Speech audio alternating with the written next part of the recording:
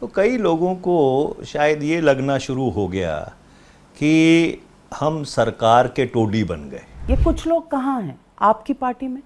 देखिए, समझदार के लिए इशारा काफ़ी होता है। आपको पूरा पक्का विश्वास है कि आप कांग्रेस पार्टी से हैं?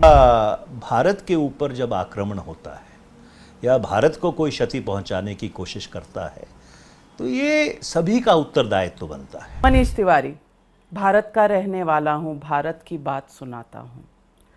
All our memories of Purab or Paschim, Manoj Kumar came alive with that one tweet that you made, and it tagged a story which said Manish Tiwari and Shashi Tharoor benched for the debate on Operation Sindoor.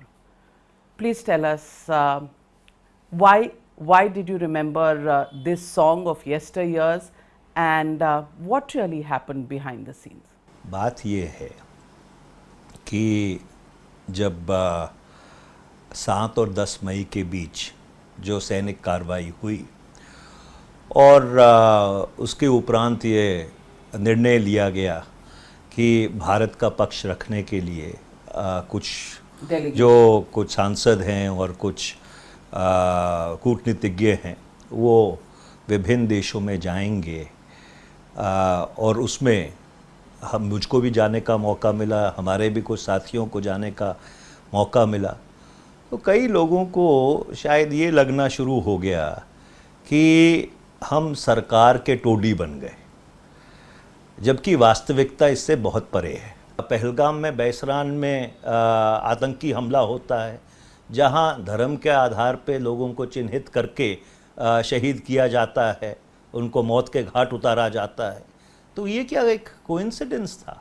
और उसके बाद जो भारत ने कार्रवाई की 7 से 10 मई 2025 के बीच, वो कार्रवाई क्यों की गई, वो क्यों ज़रूरी थी, इसके पीछे जो इतिहास है भारत और पाकिस्तान का, जिस तरह से पाकिस्तान आतंकवाद प्रेरित करता रहा है, बहुत लोग इस इतिहास को नहीं जानते हैं। तो इसलिए ये बहुत ज़रूरी हो गया था कि एक परिप्रेक्ष्य में बातों को रखा जाए, और ये सारी बातें उसमें इर्रेलेवेंट हो जाती हैं कि किसने कहा, किसने नहीं कहा, किसके कहने पे गए, किसके कहने पे नहीं गए। जब भारत की बात आती है तो ये सारी चीज़ें एक तरफ रखनी ज़रूरी है। आपको पूरा पक्का विश्वास है कि आप कांग्रेस पार्टी से हैं, क्योंकि आपने कहा कि धर्म पूछकर, धर्म चिन्हित करके लोगों को पहलगाम में मारा गया। आपकी पार्टी के कई लोगों ने कहा कि टेररिस्ट के पास इतना समय नहीं होता कि वो धर्म पूछें। आपकी पार्टी की नेत्री प्रियंका वाड्रा जी ने पार्लियामेंट में अपने स्पीच में उन्हें भारतीय कहा, धर्म पर बिल्कुल कोई बात नहीं की। देखिए, ये बात तो बिल्कुल सही है कि जो मारे गए, जो शहीद किए गए, वो भारतीय थे, भारत के नागरिक थे, इसमें तो कोई दो राय नहीं है। पर उन्हें हिंदू कहने में कोई परहेज? अगर आप इसकी तय में जाएं, अगर इसके आप पिछोकड़ में जाएं, जैसे पंजाबी में कहते हैं, ये आईएसआई का सबसे पुराना मंसूबा रहा है। ये आईएसआई की प्लेबुक का जो पहला अध्याय है, ये वो है। आपने बहुत लंबा जवाब दिया, लेकिन मेरे सवाल का जवाब नहीं दिया।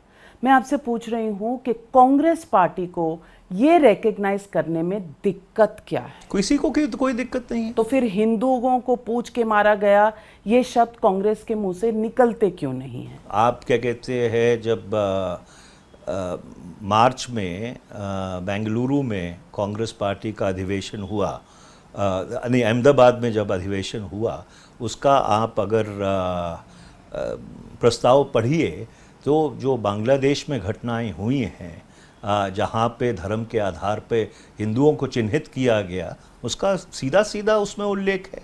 तो ये कहना कि कांग्रेस पार्टी जो वास्तविकता है, उस वास्तविकता को मानने के लिए तैयार नहीं है, ये पूरी तरह से गलत है नविका जी। बांग्लादेश में आप रिकॉग्नाइज कर लेते हैं, पहलगाम में रिकॉग्नाइज करने में दिक्कत क्यों होती है?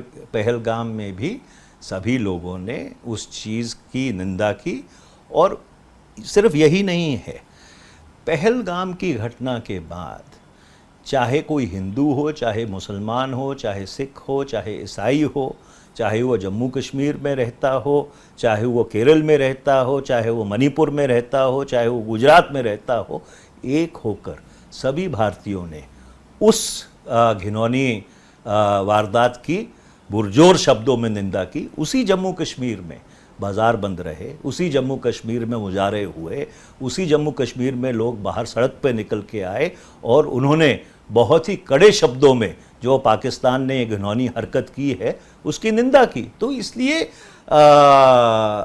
अगर हम जो हमारी इंट्रिंसिक क्षमता है, हम अपनी इंट्रिंसिक क्षमता को छोड़ देंगे तो दुश्मन के मंसूबे कामयाब हो जाएंगे।